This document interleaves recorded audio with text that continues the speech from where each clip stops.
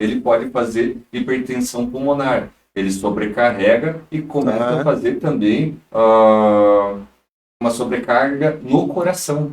E isso também vai causar com que vai ter cansaço, a criança não vai conseguir, às vezes, andar 100 metros, antes ela corria, e isso acaba prejudicando cada vez mais. E tu entende que tem esse negócio, porque eu assisto muitas séries às vezes, né? Quando eu tenho tempo, agora não tenho mais, né? Mas assistia muito, tipo, Grey's Anatomy, entre outras séries aí de emergências. E tinha alguns trechos que o pessoal falava, porra, ele vai ter uma parada cardíaca. Tá, aí os caras iam investigar, ele tinha asma, ele tinha... Por que acontece esse efeito colateral? Será que é um modo de proteção do organismo? Não tá recebendo o ar, uma oxigenação? No seu ponto de vista, pode ocorrer um problema tipo cerebral por falta dessa oxigenação correta? Sim, bastante, porque a anóxia, né, que é a falta de oxigenação do tecido cerebral, acaba que vai fazer lesão. É igual quando tem uma parada cardíaca e a gente não inicia uma massagem bem eficaz, vai ficar sequelas neurológicas. E isso, na verdade, dá perca de memória com o tempo, dá um monte de efeitos colaterais ali pela falta do esquema. Dessa oxigenação. Sim. Quanto é considerado uma saturação adequada de uma pessoa? Qual é a porcentagem ali? Se a gente fosse pegar a minha ou a sua saturação agora, ia estar ali entre seus 95, 96, 97, né? Já dentro, a gente pensa numa patologia, a criança está com pneumonia, bronquiolite, né, que a gente tem bastante, a gente tolera sem a necessidade de oxigênio. Sim. Até 90%. Sim. Baixou de 90%, a gente já tem que iniciar com suporte de oxigênio. Foi o que aconteceu com a minha filha, cara. A gente foi pro hospital, ela estava com falta de ar. E é que eu falo, começou a frequentar a creche, começou a pegar enfim, o vírus ali. E a gente foi no hospital e tava abaixo de 80, se não me engano. Abaixo de 80, eu acho, não lembro agora. 79, 80 e alguma coisinha. Bem grave. E já foi pro oxigênio, cara. Ficou uma semana internada. E aí, acho que no penúltimo dia, no sexto dia que ela estava lá, porque o tratamento durava uma semana, né? E aí subiu para 90, deixaram 100, estabilizou, ok. Mas, cara, eles tiveram que fazer o quê? Eles colocaram um tubo nela e sugaram o catarro ali. Eu não sei se é catarro que fala, mas acho que é uma outra. É uma secreção, né? Eu falei no popular para vocês entenderem. A secreção e para a via respiratória fazer a liberação. Dá um conforto, né? Sim. A gente fazendo essa aspiração da via aérea, ela promove um conforto, né? Não diminui o tempo de doença que a criança vai ter. Você falou em 6 dias, né? É engraçado, sim, porque a gente sabe da bronquiolite, geralmente, principalmente por vírus essencial respiratório. A tendência de gravidade ali entre o 5º e 7º dia, e a tendência depois disso é ter essa curva de melhora. Né? No 6º dia ela começou a ter a curva de melhora. Tanto é que os médicos lá, os enfermeiros, tiraram, né, o aparelho dela, que fica com o aparelho aqui no... Pra quem nunca foi no hospital, é um aparelho que você... Tipo um tubinho, você coloca no nariz, passa pela orelha aqui, gruda aqui no rosto, né, com a fita, e a pessoa fica recebendo oxigênio ali, né? E aí no 6º dia ela teve uma melhora, e beleza. Mas é horrível, cara. Isso eu acho que é um dos procedimentos mais horríveis que tem para uma criança. No meu ponto de vista, é a bronquiolite, que foi o quadro dela que ela teve por se agravar. E aí, só que eu, por exemplo, da minha família aqui, a gente não tem histórico de asma, por exemplo, ou algo assim, entendeu? É que a bronquiolite, ela é diferente da asma. Por que às vezes é difícil o controle, a gente diminuir essa falta de ar, esforço respiratório na criança? Porque a bronquiolite, diferente da asma, a bronquiolite, o que ela é? É uma inflamação ali da via aérea, aonde vai ter acúmulo de secreção e vai ter células mortas sim, né? Sim. Então, fazendo com que o ar não entre. Já na asma, o que ela é? É a diminuição do calibre do bronco. Então, é bem diferente. Por isso que às vezes você vai usar um broncodilatador para abrir esse pulmão e não vai adiantar. Porque o calibre tá do tamanho normal. Entendi, por isso que não funcionou com a minha filha. A gente tava usando, e mesmo assim tava ofegante, e a gente teve que ir pro hospital. Acaba, Tá, né? entendi. Então, Porque o não é mecanismo uma asma. parecido, Entendi. só que não é o fechamento, não é o brônquio que fechou, é acúmulo de Sim. secreção ali dentro. Entendi essa Claro, situação tem aí. tem crianças onde tem um histórico familiar positivo para asma, que são meninos maiores de 6 meses, que eles mais chiam do que... Porque na ausculto, quando a gente vê ali, vai examinar, Uhum. o exame, você vê o que a gente chama de o chiado no peito, se chama de Exato. Tá, antes de você continuar, só pra. Antes de cortando, porque senão vai fugir. Cara, por que a asma e o. Pelo que me explicaram, a asma e os bronquiolite tem o chiado muito parecido ali. São iguais, são idênticos. Iguais. São idênticos. O sibilo, que a gente chama, Entendi. que é a obstrução. O que é a asma? É uma doença obstrutiva crônica. E a bronquiolite é a obstrução dos bronquíolos, né? Bronquiolite, inflamação dos bronquíolos. Por isso, então, a asma e a bronquiolite, elas andam parecidas, sintomas muito idênticos, né? Porém, tratamentos diferentes. Tratamentos diferentes. Caramba, cara, que curiosidade isso. E o principal agente etiológico, né? O principal Sim. vírus da bronquiolite, o vírus essencial respiratório, o que ele faz? A gente na nossa via aérea, né? Existem cílios, a gente está produzindo secreção o tempo inteiro. Sim. E daí, para fazer essa limpeza dessa secreção, existe cílios por toda a nossa árvore de brônquio, promovendo essa limpeza. O vírus essencial, às vezes, ele faz... Ele ataca ali. Ataca ali, os cílios não vão funcionar, ou eles vão descamar, e a criança, depois de ter melhorado, ainda fica mais suscetível a quadros virais. Por isso que, às vezes, vai ter outros quadros de bronquiolite. Pô, o que aconteceu? Você faz vários usos de medicamentos e não melhora. Cara, com a minha filha foi assim, cara. A gente foi, a gente passou... Não, a gente foi no médico em uma semana. Fomos lá, tudo lá, deram remédio, papapá, tudo certinho, tá? Começou a ter quadros e sintomas, beleza, melhores, tudo mais, voltou pra creche de novo. Não deu meia semana depois. Bronquiolite aqui, ó, pesado, cara.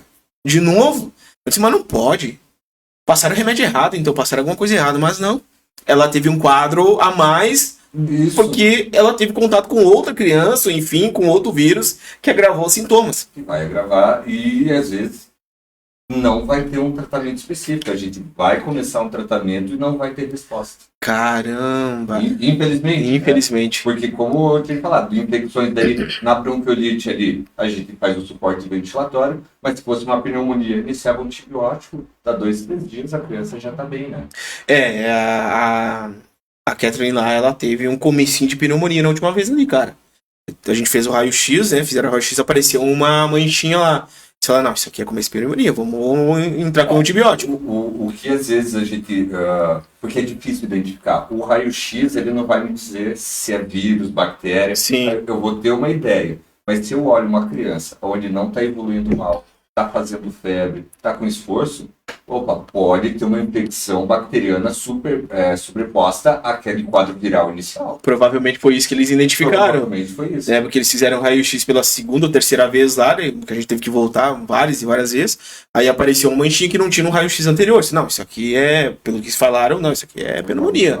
Entraram com antibiótico, tudo, deu alguns dias, eu acho que uns 3, 4 dias realmente, ela tava de boa, começou a se alimentar melhor. Exato, claro, ela tava ainda com um pouco de chiado, um pouco de secreção, mas ela teve evolução do quadro bem tranquila.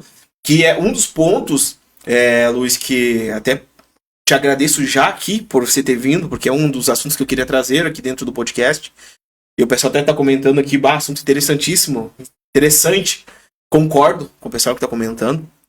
Porque a gente não vê muitos especialistas falando ao pé da letra o que é esses quadros de bronquiolite, de pneumonia, de asma, né? E esse podcast aqui, ele vai trazer um pouco de informação, né? Porque tem muita gente em casa que tem filho. Eu tenho filha.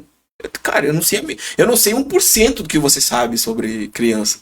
Sobre pneumologia, entendeu? Identificar qual que são os sinais de gravidade, qual que é a necessidade, às vezes, de você procurar o pneumologista. Exatamente. Então, às vezes, você pode iniciar algum tratamento, mas ver iniciou um tratamento com corticoide inalatório com o pediatra. Sim. E vê que não está melhorando, às vezes precisa a gente ver se são quadros de infecções virais recorrentes, que às vezes são em sua grande maioria, ou se é um asmático, ou porque o que eu gosto no consultório dos meus pacientes? Que eles têm que levar sempre o espaçador, porque eu tenho que ver porque acontece muito de chegar, o espaçador não está funcionando, a técnica inalatória não é adequada. Vamos falar disso depois, hein? Porque acaba, às vezes ali na emergência, como é correria, a gente não consegue dar esse auxílio pro pai. Pô, é o primeiro episódio, ou tá começando ali, e a gente precisa, às vezes, olha, faz dessa forma, vê o tamanho da máscara, porque o medicamento inalatório, para você chegar realmente no pulmão... percorre um caminho ali, né? São micropartículas. Então, se a criança tossir, quando ela chora, geralmente não entra tudo aqui no pulmão. Não. E daí não adianta a gente ficar, às vezes, colocando um monte de medicação, sendo que a técnica inalatória não é adequada. Bom, já vamos falar disso, tá, Luiz? Calma aí, agora a gente tem que falar dos nossos patrocinadores aqui, que fazem com que esse podcast se movimente cada vez mais, né? E um dos nossos patrocinadores aqui, Luiz, de Farroupilha, é oscaras.com. São uma assistência especializada em reparos de smartphones. Você encontra acessórios lá nos caras.com e carregador, cabo, enfim, tudo que você precisar nos caras.com você encontra. E nós temos também os Advet, serviços veterinários, que fica lá no 1º de maio. A gente fala aqui de criança, né? Mas estamos falando agora de animais, do nosso pet, que é o nosso cachorro, o nosso gato. Enfim, ele é especialista em cachorros e gatos, ok? Pets, o seu pet aí. Na verdade, cachorro e gato são os mais comuns hoje, né? Claro, tem cavalos, tem outros tipos de animais, mas ele é especialista lá nos pets, tá bom? Cachorro e gato. Então, os serviços veterinários é no Zatvet, lá no 1º de maio. Tá aí na sua tela aí, do seu smartphone, no seu computador, na sua TV. Vai estar o QR Code, o endereço, tudo certinho pra você aí, beleza? Depois a gente continua com o restante. Antes que eu esqueça, você falou sobre algo que eu não sabia.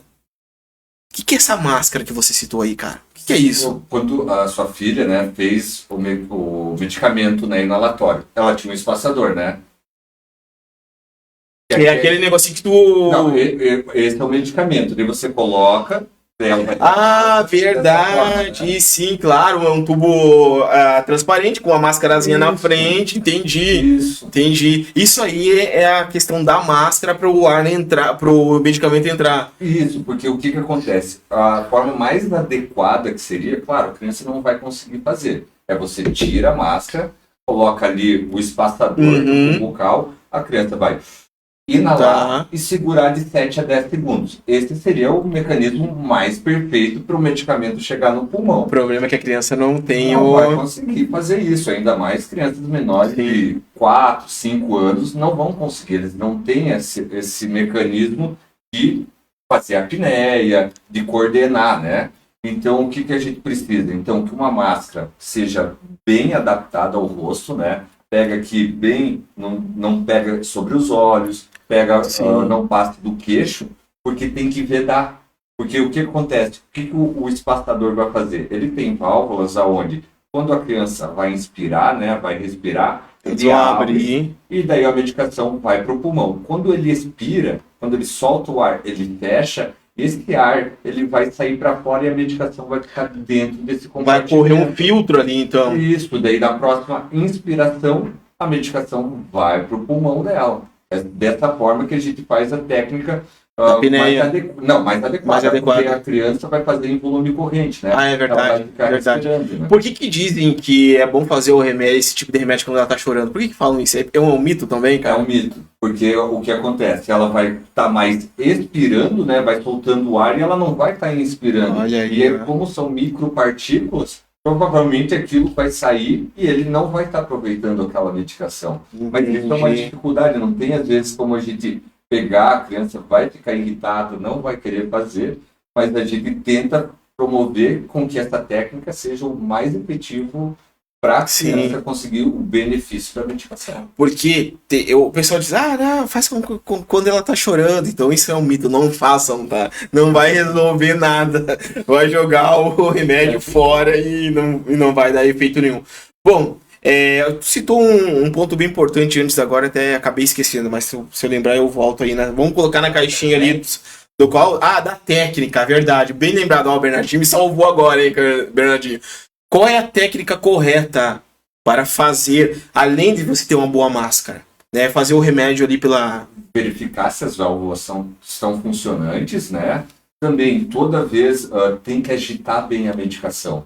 Toda vez que for fazer o acionamento, precisa chacoalhar bem a medicação. Porque ela é feita em duas partes. Uma que vai carregar a micropartícula. Então, se eu não faço não agito, não carrega. Não vai, você vai estar jogando só o carregador da medicação e a medicação não vai junto. Elas têm que se fundir junto para daí conseguir. Então, precisa. Muitos pais também vêm e falam, não, eu conto até 10, chacoalho. Que é que tem isso aí 10. também. Mas se a criança ficar 10 segundos sem apneia, não está respirando, também não vai chegar. Então, tem que ver. Se a criança fez de 4 a 5 inspirações, expirações, ótimo, não precisa ficar contando até 10. Porque em 10 segundos, geralmente vão ser 4 ou 5 respirações. Na verdade, tem um detalhe também. Tem essa questão do pessoal falar, tu vai fazer 4 vezes de 10 segundos. É o correto? O que é o correto? O correto é você pega, como diz. Não, mas a questão do tempo. O pessoal chacoalha, beleza, mas tem a questão do tempo. Porque o pessoal fala assim, joga a bombinha, né? Aperta a bombinha, conta até 10 e faz 4 vezes de 10. Joga de novo, conta até 10. Joga de novo. É verdade isso? Não, porque se ela parou de respirar, a medicação não vai estar entrando. Ela tem que estar respirando nesses 10 segundos. Você pegou, chacoalhou, acionou. Deu 4, 5 respirações. Espera mais uns 40 segundos. Chacoalha. Daí faz de novo. Tá, mas quantas vezes eu tenho que fazer? De 4 a 5 vezes? É isso? Depende do medicamento que for feito, né? Digamos, se for o salbutamol, uma criança de 10, 15 quilos, a gente faz de 4 a 5 acionamentos. Mas se pegar uma criança maior, digamos, de 8, 10 anos de idade, a gente pode fazer até 10 inalações. Não sabia disso. A gente fazia de 4 a 5, se eu não me engano. Fazia primeiro, contava até 10, deixava respirar, fazia de novo, contava até 10, deixava respirar e assim sucessivamente até... Nunca fazendo com que a criança esteja deitada, nunca fazendo com a medicação com ela dormindo. Porque quando a gente está dormindo, o nosso volume corrente é muito pequeno. Você vai olhar uma pessoa dormindo, você vai ver a caixa torácica. É bem leve ali, né? É bem leve. E essa questão tem um outro aparelho que você coloca na boca aqui para fazer a nebulização, isso. Cara, no que a nebulização ajuda? Qual a importância dela?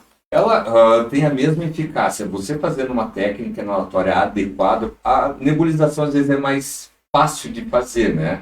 Só que ela demora um período mais. Às vezes você vai ficar 15, 20 minutos com a criança nebulizando. Já com os jatinhos, né, com o spray, você acaba você otimizando o tempo, né? Tem a mesma eficácia, o tratamento é semelhante e acaba que daí você acaba encurtando esse tempo. Sim, porque a nebulização, na verdade, ela é um medicamento que ele fica mais constante ali, né? Ele fica inalando mais constante. Porque se a gente for comparar o nebulizador que a gente fala, ele tá inalando tipo uma fumaça, uma névoa ali com mais constância, né? A eficácia dele é maior, então que o... Não é maior. É a mesma. Só dá a impressão que é maior mesmo, né? Verdade. Às vezes, pelo fato de chegar um paciente, às vezes, mais grave, onde ele tá muito... uma frequência respiratória muito aumentada, eu fazer os jatinhos é difícil, porque o volume corrente está com essa respiração tão superficial que não vai chegar, e daí sim a nebulização tem uma eficácia maior. Mas dentro de uma criança que vai fazer esse tratamento ambulatorial em casa, é mais fácil fazer daí os jatinhos com espaçador. Bom, uma das perguntas também muito importante aqui, que a gente tem que falar, a gente tem que trazer, que é o quê? Falando numa língua mais popular, como o pai ou a mãe ou os pais identificam se ela tem que levar direto no... Não tem problema, pode ignorar. Quando que os pais devem, quando eles sabem que tem que levar no pneumologista ou no hospital, por exemplo, direto? Qual é o... Assim, a gente levar no hospital é uma emergência, né? Então, qualquer sinal de disfunção respiratória, que seja esforço respiratório, gemência, aumento da frequência respiratória, esses são sinais de gravidade. Independente da mãe que já tem, às vezes, uma ciência, não, é um asmático, mas vou fazer bombinha e aguardar. Não, você vai fazer, às vezes, então, um medicamento e já levar para a emergência. Já no pneumologista, são naqueles casos onde precisa, porque um paciente com asma ou qualquer outra pneumopatia precisa ter um acompanhamento para ver se não vai ter, se teve uma estabilização da doença, para ver, às vezes, se o diagnóstico está correto também, né? Porque a gente, digamos, dá um diagnóstico de asma. A gente precisa ver técnica inalatória, a gente precisa ver as comorbidades, né, que podem estar junto com com a asma, a adesão, né? Não adianta passar um medicamento e não ser feito, não vai ter nenhuma melhora também. Os fatores ambientais também é muito importante, né? Uma criança exposta ao tabagismo passivo, é difícil você fazer o controle desses quadros respiratórios, né? Crianças onde são expostas ao tabaco, né? Ao tabagismo, eles vivem no hospital. Eles têm que montar porque eles vão ser mais suscetíveis, né? Ter uma mucosa inflamada a esses quadros virais. Sim. Bom, para o pessoal de casa, se caso cair conexão, me avisem, tá? Me avisa aí, tá, Bernardinho? Porque hoje o pessoal da internet resolveu mexer no poste, hoje pela manhã, e eu tive que brigar com eles, tá? Se caso cair aí, a gente coloca depois o vídeo no YouTube, aí, o episódio no YouTube. Outro detalhe que é o seguinte... Nós temos um grande problema com a saúde pública, cara. A gente tem eu não julgo os profissionais, tá? Mas, por algumas vezes, no hospital, eu vi um desinteresse, cara, muito grande nessa área. Que é o quê? Não, isso aí é só uma asma, ó. A bombinha aqui, dá uma receita lá, vai lá, pega a bombinha do governo lá, porque agora é gratuito, tem um limite para você pegar. Chega em casa, passa 2 dias, a criança tá pior ainda. Cara, como que a gente resolve esse tipo de situação, por exemplo? Tu viu que eu já parti para um outro assunto, porque eu passei por isso e eu gostaria de ouvir do Luiz, que é um cara especialista, como que a gente resolve isso, cara, na saúde pública? Como que o Luiz, por exemplo, se você... Eu não sei se você atende hospitais, dentro dos hospitais. Eu trabalho no Hospital São Carlos. Tá, como que você, Luiz, lá dentro, lida com esse tipo de situação em estado tão... Não precisa ser grave, mas em estado normal. E como você tem essa questão de, às vezes, você confundir a asma com bronquiolite, e você mandar para casa, mas eu podia ter feito um raio-x. O que está acontecendo, no teu ponto de vista, com o nosso SUS, que o pessoal tá batendo na tecla, não, vamos fazer raio-x, vamos investigar em últimos casos. O que está acontecendo, cara? O raio-x, no caso de bronquiolite, asma, eles não vão me trazer nenhum auxílio. Sim. Tá? Porque na bronquiolite, a gente, só pela história clínica, né? O que aconteceu? Há 2, 3 dias estava com febre, tosse, coriza e evoluiu para uma disfunção respiratória. Você vai auscultar o pulmão, né? Você vai fazer a avaliação do pulmão e vai ver o chiado no peito, né? Existe o chiado no peito, que a gente chama de sibilo. Existe um barulhinho chamado de crepitantes, que são mais... a gente pensa em pneumonias. Esse tipo, então, a gente vai pensando, né? Com o exame físico, com a história, pensando em chegar a uma hipótese, né, um diagnóstico. Exames complementares, como exames de sangue, exames de raio-x, eles são exames complementares daquela minha primeira avaliação. Às vezes eu já tenho um diagnóstico firmado e eu não preciso, às vezes, fazer, né, um exame de sangue, que é algo invasivo, fazer um raio-x, que é um exame onde a gente tem radiação, né? Toda a radiação que a gente recebe, todo o raio-x, tomografia que a gente faz, é cumulativa no nosso corpo. Então, por isso que a gente também... Porque, às vezes, por que não vamos fazer um raio-x? É tão simples de fazer, né? mas é por causa da radiação. E isso daí, por isso que a gente tem que pesar. Esse exame vai me auxiliar nesse diagnóstico? Eu já tenho diagnóstico, né? Então, às vezes, eu não preciso. Então, o que acontece também, você chegou, como te disse, da bronquiolite. Às vezes chega lá, tá cheando o peito, mas está sem esforço respiratório. Mas é o 3º dia de evolução. E como eu tinha que passar daí, às vezes, no 3º, 5º dia, a tendência é piorar mesmo. Mas, cara, se eu te falar que eu fui no 4º dia, do 3º pro 4º dia de madrugada, e se recusaram a fazer um diagnóstico mais preciso? É aí que, desse ponto que eu queria... Claro, é um ponto muito polêmico. Porque, Luiz, eu vejo pelo seguinte, eu acho que os médicos em si, pode ser que tu discorde de mim, teriam que ser mais concisos em bater na tecla. Não, a gente tem que fazer o... Cara, não é justo você fazer um exame e descartar a possibilidade de ser algo grave do que você não fazer e mandar pra casa por uma bombinha? Eu acho que sim, mas é que você avaliando o paciente, daí sim eu vou conseguir, porque às vezes pedindo o raio-x não vai trazer nenhum auxílio. Sim. Porque se eu vejo uma criança, mais que esteja chiando, mas é aquela criança que está sorridente, ainda está se alimentando, quadros onde a gente tem infecções bacterianas, a criança chega toxemiada, né? Ela chega muito prostrada, ela não está se alimentando nem tomando líquidos, ela está gemente, ela não responde. Quadros virais, geralmente a criança vai estar brincando. Então, isso daí já conforta, né, o especialista, né, o pediatra, e sem a necessidade de expor essa radiação, ou às vezes até fazer um exame, né? O que às vezes poderia nos auxiliar, que a gente não tem muito, são os exames de painel viral. O que é o exame de painel viral? Seria o exame que a gente conhece, né, por causa do Covid, pegar, mandar uma análise dessa secreção nasal e identificar que vírus está causando isso. Porque quando a gente identifica o vírus, a gente sabe como esse vírus geralmente se comporta, igual o vírus essencial respiratório. Às vezes essa tosse, essa coriza, ele vai estar ali até 21 dias. Isso não existe ainda? Existe, mas a gente não tem lá dentro do hospital, ou a maioria dos hospitais. Por que não tem? Se existe, seria facilitaria a vida do médico, por exemplo?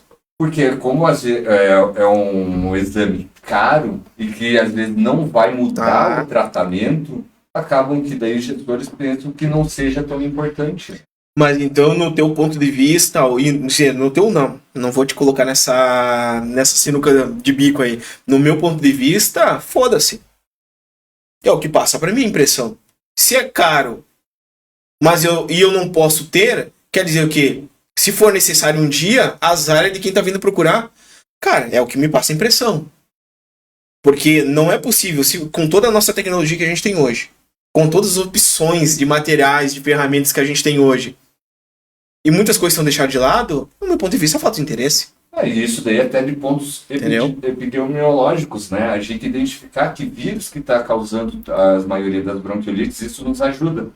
Eu falo bastante do vírus essencial, né? Porque é um vírus, o principal causador de bronquiolite, tanto que hoje existe uma vacina para ele. O principal causador de bronquiolite, qual é o vírus? Olha o corte. Vírus essencial respiratório. Esse é o nome. Esse é o nome. Ele é 90% causador de tudo. Olha, 80%. 80%. 80%, sim. E como as crianças atraem esse vírus, cara? De que forma isso eles atraem? Porque, como existe, né? Mudou um pouquinho, mas ele é sazonal. Ele no período ali de março, período ali de maio, né? Ele começa a ser mais prevalente. E como esfria, né? Todo mundo fica mais aglomerado, ele começa, porque como o vírus ele se transmite muito fácil, então por isso que acaba todas as crianças tendo esse quadro viral. Mas hoje em dia está tendo vacinas, né? Vacinas para isso. Isso, e essa vacina é um pouquinho diferente. Ela é aplicada na gestante. Já é direto na gestante. Na gestante, para daí quando a criança tiver seus 6 meses de idade já está com essa proteção. Claro, porque recebe através de um cordão umbilical e tudo mais. O leite materno e tudo mais. Porque fica no organismo da mulher ali por por muito tempo ainda, né? Até dar aquele... Mas essa questão da consulta, qual é o grande problema que você enfrenta no teu dia a dia, nessa questão aí da bronquiolite, asma? Qual é o grande problema que tu enfrenta ainda hoje, cara? De chegar nesse diagnóstico? Como eu falei, em crianças menores de 5 anos é muito difícil. Nas crianças menores de 5 anos que o grande problema é identificar, porque os sintomas são muito parecidos. Daí o que eu vou? Eu tenho que buscar a história, ver como que esse paciente, se ele tem uma resposta. Hoje em dia a gente tem exames de função pulmonar que nos auxilia nisso, né? Tem uma coisa mais palpável, né? Um exame para fazer, um exame, porque ele não vai falar que eu tenho asma. Mas se eu pego uma criança com 4, geralmente às vezes com 4 eles até conseguem fazer, mas 5, 6 anos de idade, fazer espirometria. A espirometria é um exame onde vai mostrar se essa criança tem obstrução ou não. Porque se ela tem obstrução, é uma criança onde tem tosse recorrente, ela vai brincar, ela cansa, ela está sempre fazendo uso de broncodilatadores, do corticoide, indo à emergência, provavelmente seja asma, aí já entra o tratamento. Aí já entra nesse processo aí, né, que tu falou do tratamento. Mas se eu pego uma criança onde não tem nenhum desses sintomas, só tem, e faço um exame de função pulmonar e ela não tem obstrução, aí não fecha. Outro detalhe, Luiz, essa questão da limpeza com a seringa, vias nasais aqui, isso em criança é ponto positivo ou ponto negativo? Olha, o que a gente... Até se você tivesse me fazendo essa pergunta há uns 6 meses atrás, eu ia falar, fazer em todas seria um ponto positivo. A higiene nasal é importante fazer em todas. Mas em menores de 2 anos, a gente viu que fazer com a seringa, pelo esse aumento da pressão, pode fazer com que tenha otites. Então, o ideal seria, menores de 2 anos, só fazer o spray nasal. Olha o corte que vai dar esse episódio. Eu já te perguntei porque... Olha a polêmica que vai dar o que eu vou falar aqui agora, tá? Porque os médicos e enfermeiros instruem a gente a fazer isso. Mas é que isso é uma coisa... Como é uma coisa nova, acaba que a gente... não sabe... Não, sabe, né? Mas como... vai aos poucos fazendo essa mudança, né? Hoje você não recomenda mais? Para menores de 2 anos, não. Então tá aí, galera. Para menores de 2 anos de idade, seu filho não faça a seringa. Ache outro procedimento. Um dos procedimentos que eu encontrei foi, em vez de você inalar, você puxa a secreção ali para limpar. Que é uma bombinha que você compra. Eu comprei na internet. Ela é super cara aqui nas farmácias. Eu comprei na internet pela metade do preço e é a mesma bombinha. Na internet deve estar em torno de uns 70, 80 reais, mais ou menos. E você puxa a secreção ali, você coloca, né? É um aspirador. É um aspirador por sucção. Você utiliza a sua boca, você puxa, não vem nada pra você, tá? Não, é meio nojento de fazer, mas é tranquilo. Você suga ali e você consegue aliviar a respiração da criança. É o método mais adequado que eu encontrei até hoje. Tem algum outro método? Não, para esses menores é isso, mas sempre colocando um soro, né? Pode ser o spray, né? Tá. Ou spray contínuo. Por que fazer isso? Porque essa secreção às vezes vai estar tão espessa, por mais força, mais sucção que você faça, ela não vai vir. Então, fazendo soltar para depois aspirar. Isso. Entendi a situação muito bem colocada. Nos maiores de 2 anos, sim, já faz com seringa. Então, como daí ali as estruturas já não são tão pequenas, essa pressão não vai causar tanto desconforto, né? Bom, uma pergunta muito difícil, eu acho, de você responder, porque a gente vive numa sociedade onde os cuidados, vamos supor, para o pessoal que trabalha o dia inteiro e tudo mais, é fora do alcance, né, com as crianças, porque não tem um contato o dia inteiro com elas, né? Mas para os pais que cuidam dos seus filhos em casa e têm condições, é diferente. Que é o quê? Quais são os cuidados essenciais para prevenir esse tipo de situação, bronquiolite e tudo mais, de você ter que internar a criança? Quais são os cuidados principais para você não ter que internar seu filho? São aqueles cuidados que a gente viu na pandemia. Higienizar bastante com álcool gel, você ter aquela bom senso, tô gripado, tô com sintomas gripais, usar a máscara. Às vezes você está em casa, né, e tem uma criança pequena, usar máscara, você vai vai tocar, claro, às vezes você não vai conseguir, mas vai tentar otimizar e não passar para essa criança. Mesmo a mãe que amamenta, é usar a máscara por causa daquela proximidade. Claro, indo para a escolinha é difícil a gente, porque a criança não tem aquele senso de limpeza, né? Sim. Não vai às vezes higienizar tanto a mão. O que ela vai pegar?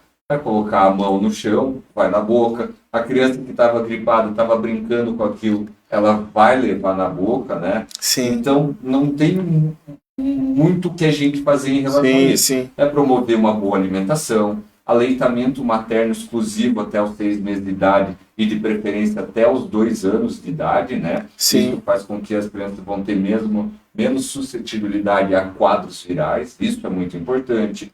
Ter um bom e adequado sono, né? Então as crianças hoje cada vez mais expostas à tela, tudo, e acabam dormindo tarde e o período de sono delas acaba sendo muito pequeno. É verdade. E aí faz com que também o sistema imunológico deles não promova uma qualidade, né, porque tem crianças que faz, parece ser uma esponja. Vê um vírus ali, tá tendo quadro viral. Mas o sistema imunológico da criança, cara, até seus... É assim, ó, o que eu ouço muito, até os 2 anos é barra, depois dos 2 anos é tranquilo. É mito ou é verdade? Não, é verdade. Não que o sistema imunológico dele seja ruim. É ótimo. O que acontece é que ele não tem memória imunológica. Precisa criar os anticorpos ali. Anticorpos. Ah, entendi. Então isso é verdade mesmo. Até os 2 anos é barra, depois dos 2 anos dá uma amenizada. Amenizada, e ele até os 4 anos, como te passei, né? Ele pode ter um quadro viral por mês que é dentro e esperado. O que a gente pensa em imunodeficiência são quadros onde a gente precisa de antibiótico.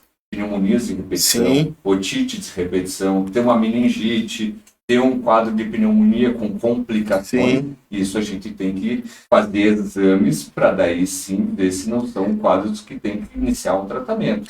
Mesmo você pegando a pneumonia, né, pegando um vírus que na verdade pega um vírus que se agrava o quadro para pneumonia, né? Mesmo você tratando com antibiótico, tem um outro vírus lá que vai surtir a pneumonia, que aquele antibiótico não fez efeito e tu vai ter um quadro de novo. É isso que por que a criança... A pergunta é, por que a criança tem pneumonia às vezes até mais que uma vez? Porque o vírus é diferente? Não, porque daí a gente pode ter pneumonias virais, né? Então pode ter várias pneumonias virais. Ah, tem esse detalhe também. A principal causa de pneumonia que a gente tem é o pneumococo. Tanto que nunca ouvi falar, cara. Mas a sua filha já fez a vacina, porque se ela faz pelo menos do calendário, né, nacional de imunização, a gente faz a cobertura do pneumococo, que daí é a pneumo 10. Ela faz cobertura a 10 tipos de pneumococos. Que são as principais. Que são as principais. Claro, tem muito mais do que isso. Tem muito. Só que daí, geralmente, eles não são tão patológicos como esses outros. Tu tem noção de quantos, mais ou menos, são no total? Olha, eu acho que tem mais de 50. O quê? Tem mais de 50. Tem mais de 50 patologias? Na particular, existe a pneumo 13, a pneumo 15... E também no SUS, para maiores de 60 anos, tem a pneumo 23. Caramba, claro, porque na verdade maiores de quantos? 60 anos? 60. Maiores de 60 anos o imunológico já baixou também, né? Aí tem esse problema de você poder pegar o respiratório, ele pega os extremos. Ele pega tanto em lactentes, crianças, e os maiores de 60. E às vezes os maiores de 60 são os mais acometidos do que as crianças. Caramba, cara. Então olha só, outra pergunta que é muito... a gente nem vai falar tudo hoje. nem vai dar tempo de falar tudo hoje. O detalhe é o seguinte, cara. O ar. Nós estamos falando de ar ambiente, enfim...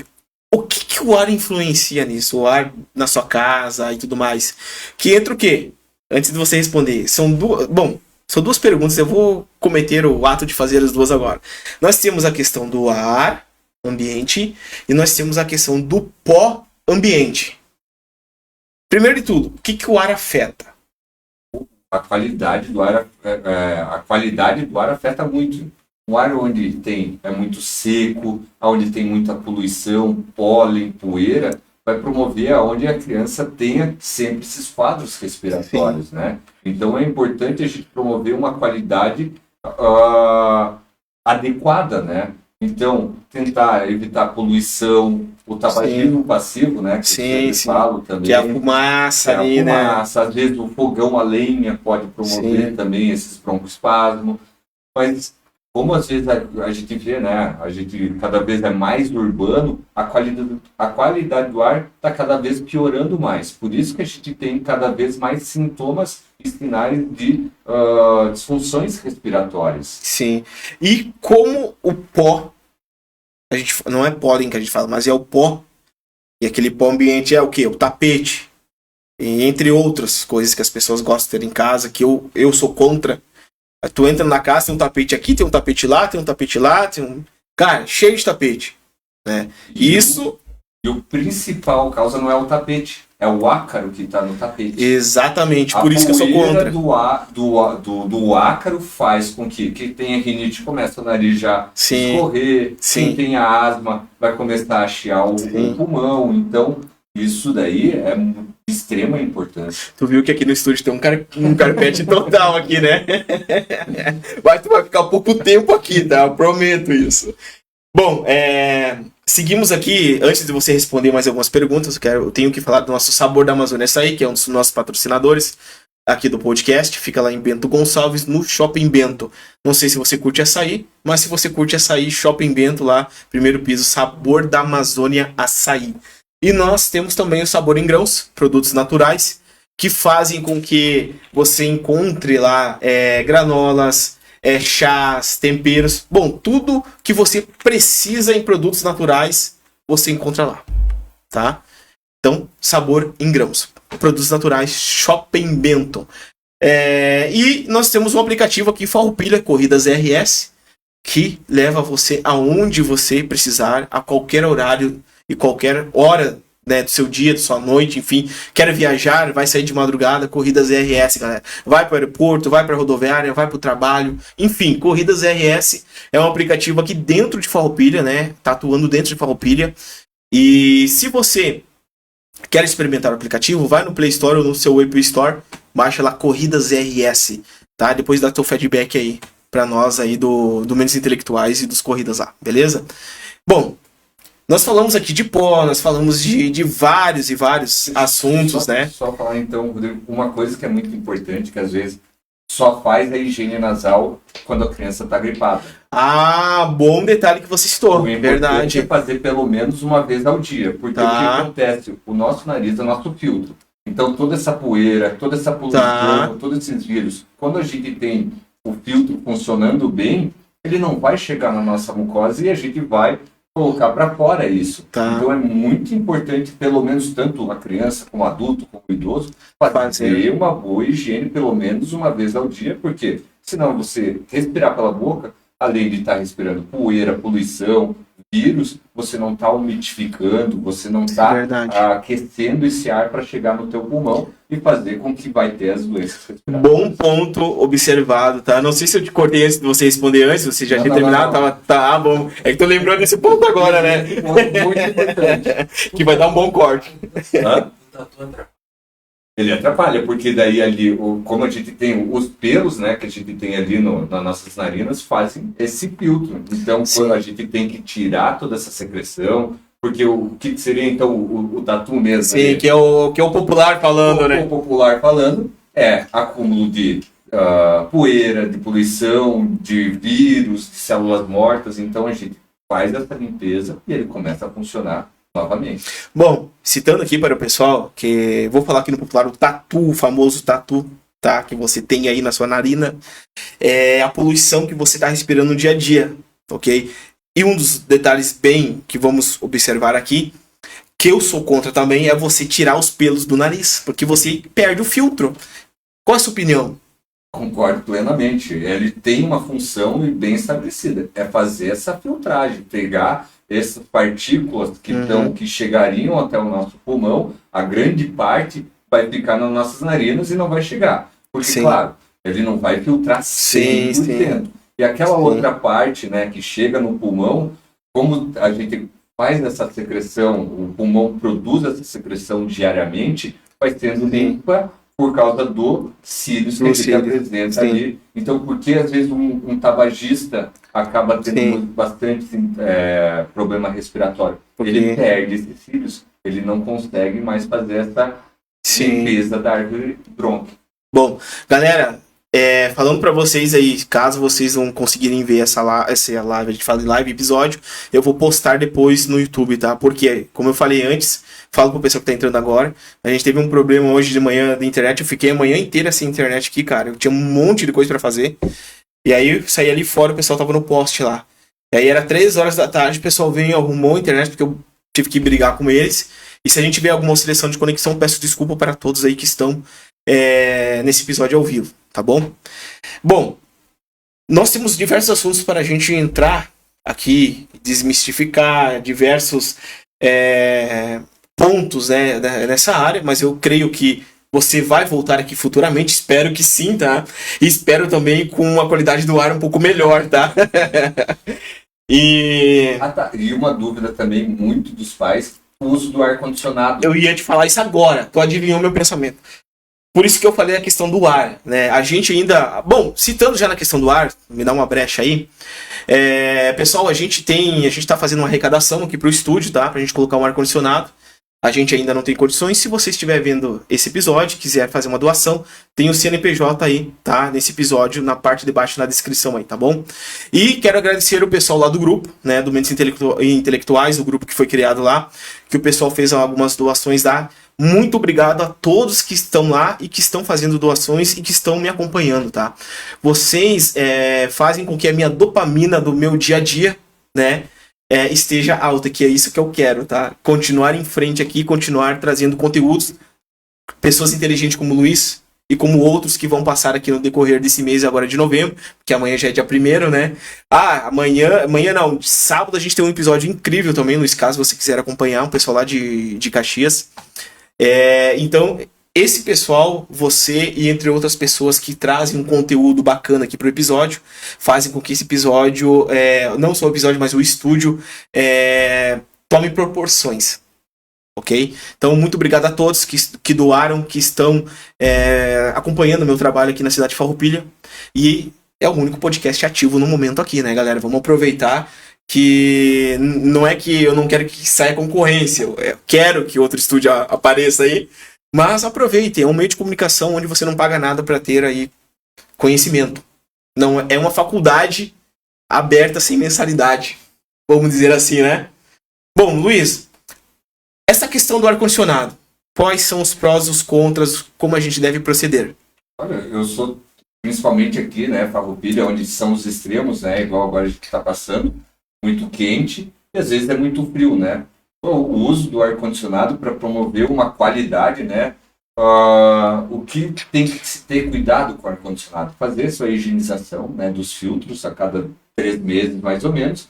Claro, digamos que está muito frio, não colocar em 30 graus, né? Então ter equilíbrio. Essa oscilação de temperatura, promovendo ali, colocando entre seus 22, digamos ali, 24 graus, tá ótimo durante o ano inteiro, para daí você ter essa qualidade, né? Porque às vezes teve até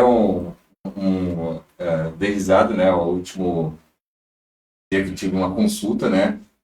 A mãe não queria ligar o ar-condicionado porque tinha medo de que fosse fazer... agravar o quadro. Agravar o quadro.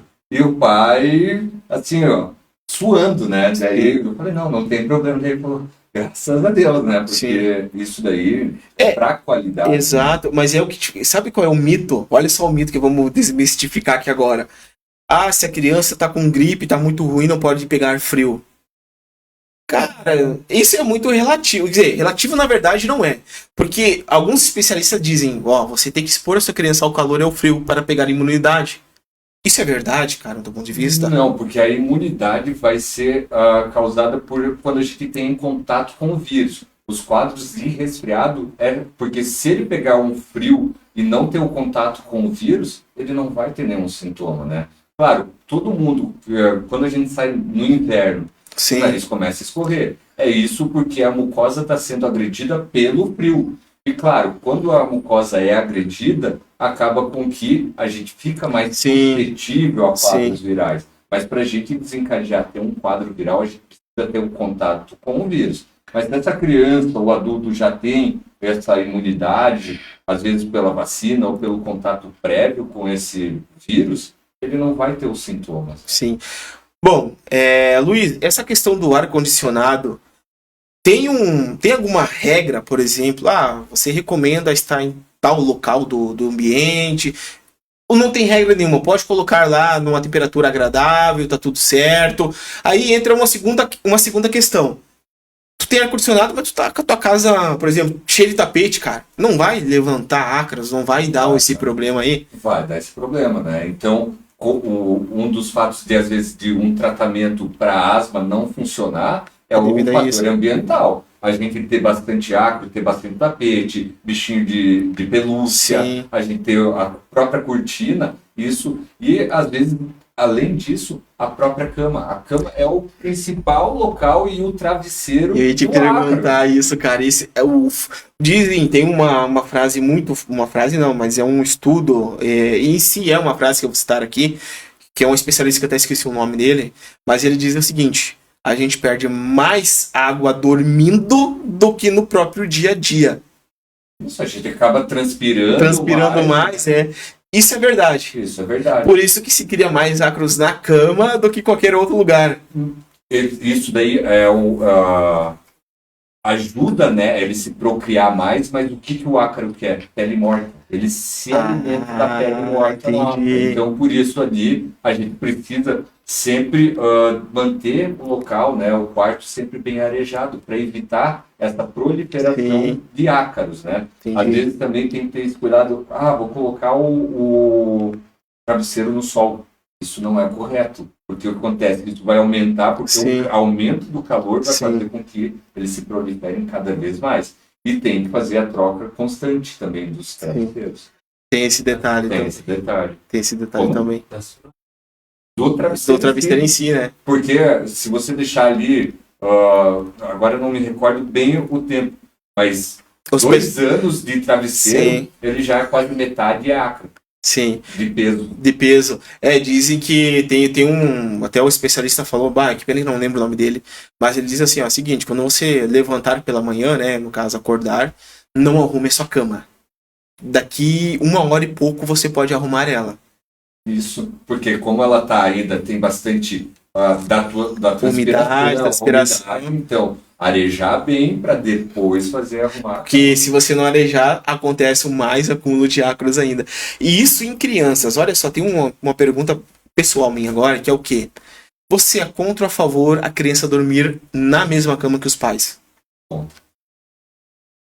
Eu sabia que tu ia dizer isso, mas eu perguntei igual, cara. O pediatra vai ser contra, porque por mais uma das causas é que às vezes a criança se mexe, o pai está cansado, pode rolar para cima da criança. Mas eu cuido. Mas às vezes você vai estar tão cansado e não vai perceber isso, né? E tem esse detalhe também na transpiração para a criança. Da transpiração e da independência dela. Sim. Ela tem que ser independente. Entendi. Bom, a gente citou vários pontos aqui. Claro que a gente não vai citar todos, tá? O nosso tempo está quase acabando. Mais uns 5 minutinhos, 7 minutinhos. A gente finaliza. Já está convidado para falar, tá, dos outros assuntos que eu vou deixar aqui para trás. Pessoal de casa, acompanhe. Agora eu não sei como você vai estar esse ano, mas se não der esse ano, você pode voltar o ano que vem, tá bom? Porque até pelo fato de mover o conhecimento, da gente conseguir desmistificar muito. Cara, essa é uma área muito ampla. Muito, muito, muito, muito ampla. Bom, exames para diagnosticar doenças, então, no seu ponto de vista, é só quando há necessidade? Só quando há necessidade, quando a gente pensa, né? Porque todo exame é complementar. Porque, às vezes, só com um bom exame físico e anamnese, né, que é a história coletada com os pais, eu consigo fechar um diagnóstico. Sim. E daí não preciso partir para um exame. Mas, às vezes, o que facilita, às vezes, para o pai, né, é ter algo palpável, como dos exames. Que é a segurança de você ver. Aqui é um vírus. A gente dá um nome, vírus essencial respiratório, é adenovírus, é rinovírus. No seu ponto de vista, os pais devem confiar mais nos médicos, pediatras? Olha, eu acho que sim. Eu acho que se você procura um profissional, né, você tem que se sentir seguro com ele, né? principalmente no consultório. Sei que é difícil, às vezes, na emergência, né? Você pega um pediatra e por não ter esse vínculo, você às vezes discorda, né? Você tem a sua impressão, né? Mas no consultório, você tem que buscar um profissional onde você concorde com ele, onde ele te oriente bem para você se sentir seguro. Porque, às vezes, o que vai acontecer? Se você não tem, às vezes, essa segurança, você, às vezes, vai sempre estar correndo para emergência, né? Sim. E, às vezes, por não conhecer, acaba que, se eu olho um paciente aonde o pai me fala que ele está muito prostrado, aonde eu vejo naquele momento, eu, às vezes, vou usar o antibiótico que não teria necessidade. Você tendo um pediatra onde te orienta bem, onde você vai estar seguro, você vai conseguir manejar isso, às vezes, em casa. É por isso que o pediatra sempre fala, procura atendimento em 3 dias. Olha, às vezes eu discordo disso. Às vezes você tem que pegar e ir direto para a emergência. Por quê? A gente tem que ver o que está junto com essa febre, né? Um quadro de um resfriado comum, uma meningite causam febre. Mas o que eu vejo? Uma criança onde a febre é muito persistente, onde está gemente, onde ela não toma líquidos, ela não interage com o ambiente, são sinais de gravidade, tem que correr para a emergência. Mas se ela tem a febre, mas ainda se alimenta, brinca um pouco, não tem sinais de esforço respiratório, dá para guardar 48, 72 horas para procurar o pediatra ou o especialista para fazer um exame físico e ver, né? Ouvido, garganta, pulmão. Sim. O que é fibrose cística? Fibrose cística é uma doença, né, multissistêmica. Ela é uma doença de caráter genético, né? O que ela faz? Ela tem um modulador, né, que é o CFTR, que acaba que faz um acúmulo da parte pulmonar, né? Ela faz acúmulo dessa secreção, ela fica muito espessa. E isso promove com que infecções recorrentes. Entendi. Então, para a gente fazer um diagnóstico é fácil hoje em dia. Entendi. Porque a gente faz o teste do pezinho. O teste do pezinho identifica já fibrose cística. Bom, uma dessas doenças é a fibrose cística. Claro, a gente tem criança. Por isso que eu te falei, né, Rodrigo? Crianças que têm sintomas de tosse, de pneumonias no período neonatal, que são os 30 primeiros dias, a gente tem que identificar se não são essas doenças. Sim. Bom, Luiz, te agradeço, tá, por você ter vindo até aqui. Nós não vamos prolongar muito, porque o calor tá pegando aqui dentro, como a gente tem um isolamento acústico, então o calor aqui pega legal. Mas vai ficar melhor, tá? Vai ficar melhor a próxima vez que você vir aqui, eu prometo que o ar já vai estar instalado bonitinho ali pra você se sentir mais agradável aqui. Galera, agradeço pela audiência de vocês, tem muito assunto aqui, a gente poderia ficar falando até meia-noite aqui, tranquilamente. Agora são 15 para as 9, então tem muito assunto. Tá? Você está convidado a voltar, porque tem muito assunto que eu quero trazer aqui, tá? Pela oportunidade de explicar e às vezes sanar algumas dúvidas, né? Sim. Claro, porque apesar de falar, toda criança tem que ser individualizada, né? Apesar de ter essa ideia, mas cada caso é um caso ali. Pessoal de casa, por favor, se vocês querem sanar algumas dúvidas, tá? A gente vai combinar aqui, eu e o Luiz, né? O doutor aí, pra gente... Doutor Luiz, vamos dizer assim. Não sei se eu posso colocar dessa forma, né? Ele vai voltar, o Dr. Luiz vai voltar aqui. Tem muito assunto aqui. Vai ter a parte 2, que é o que a gente quer também. Se a gente ficar falando aqui, galera, até meia-noite, vamos dizer, do mesmo assunto, né? Fica um pouco também aquele negócio um pouco chato, né, cara? Então, vai ter a parte 2, vai ter a parte 3, a gente vai desmistificar muitas coisas aqui, que eu tenho certeza que o doutor não falou nem 10% aí de todos. Tem bastante coisa, né? A gente vai engatando ali e vai fazendo o seguinte e vai fluindo. Exatamente, lembra que eu te falei que não ia seguir muito o roteiro, nosso roteiro aqui, porque a gente cria uns ganchos no meio de todo o assunto, que levam nós para alguns lugares, para outros lugares e para diversos assuntos interessantes. Bom, Luiz, te agradeço muito por você ter vindo aqui, espero que você volte. Agradeço o pessoal de casa, tá? Se você não conseguiu acompanhar esse episódio com qualidade, depois a gente vai postar aqui, na verdade já vai ficar postado no YouTube, né? A gente vai ajustar ele. E espero que vocês tenham sanado algumas dúvidas, tá? Muitas e muitas dúvidas que eu tenho aqui, eu não vou conseguir falar nesse episódio. Fica pro parte 2, pro parte 3 e assim sucessivamente. Claro, conforme o Dr. Luiz aí puder encaixar na sua agenda, tá? Então, muito obrigado a todos. Espero que agradeço nossos patrocinadores também. Muito obrigado por vocês acreditarem nesse canal, acreditarem nessa fonte de informação. E muito obrigado por vocês acreditarem no conhecimento do pessoal que está vindo aqui, dos doutores, enfim, de todas as áreas que eu vou trazer aqui nesses episódios aqui do podcast, tá bom? Então, olha só, lembrando, tá? Se você quer ajudar esse canal, tem aí na descrição o CNPJ. E se você quer participar, me chama no WhatsApp ali pelo Instagram que a gente conversa. Um grande abraço a todos. Até o próximo episódio. Luiz, até o próximo episódio. Até mais. Até mais. Valeu.